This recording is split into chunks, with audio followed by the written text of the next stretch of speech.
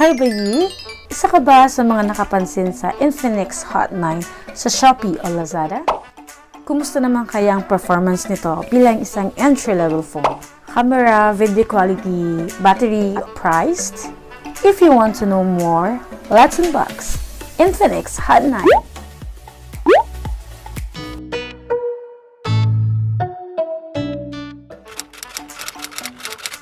Lagi kong naririnig yung mamang ko na medyo naiinis na siya konti sa phone niya. So, I suggested her to buy a new phone. Yung mura pero gore ang quality naman. But she said no. Yun. Pero yun, katagalan, she realized na ngayon na yung tamang panahon for her to have a new phone.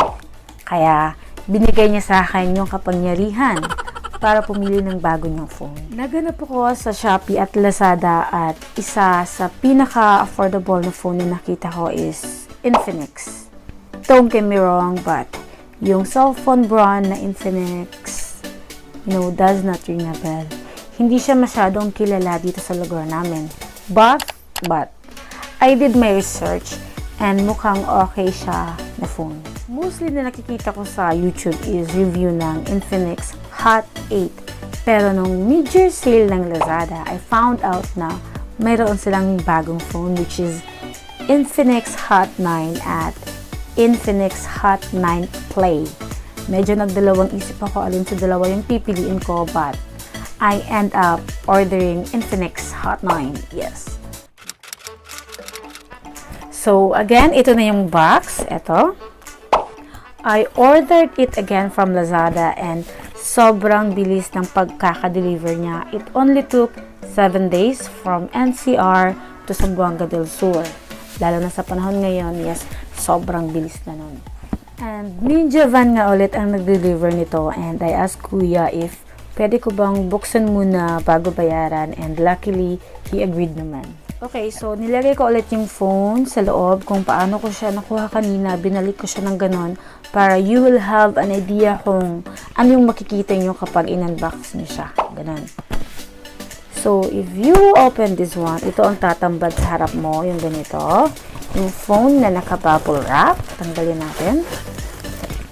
Okay, so yung phone is nakabalot siya sa bubble wrap na pa ganito yung mukha, which is nakakatuwa. Ganito. Ito siya. Yan. Medyo kakaiba para sa akin ang mukha ng bubble wrap. It's something new, pero it does the job pretty well, so okay na okay siya. Ito. Feeling ko mas protected yung mga parcel is ganito yung mga bubble wrap, probably. Ganyan, no? Malalaki. Yan. Whatever. So, ganyan siya.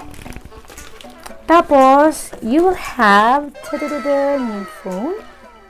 Ito siya.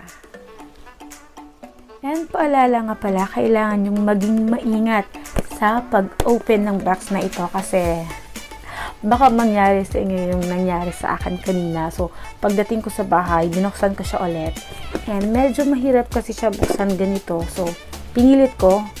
And hindi ko napansin, biglang tumilap yung phone.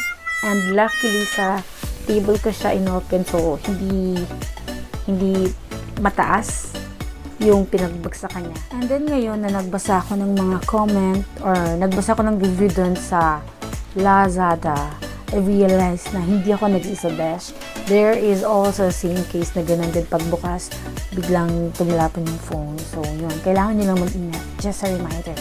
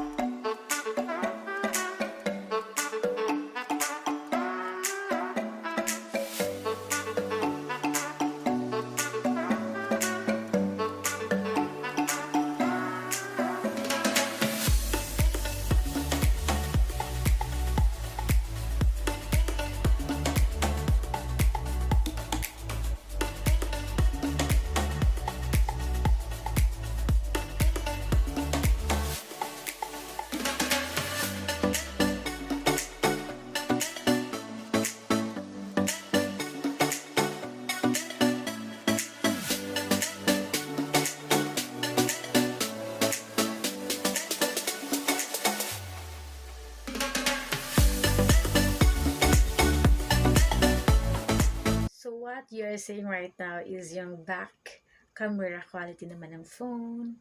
Still, sa harap na ring light.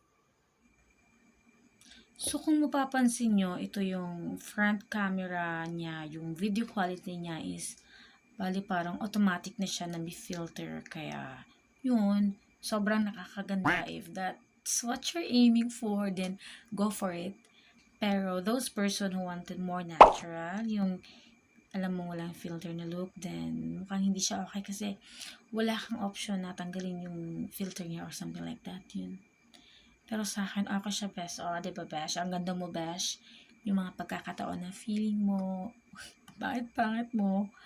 Mag-video ka na lang sa phone na to, besh. Gaganda ka, besh.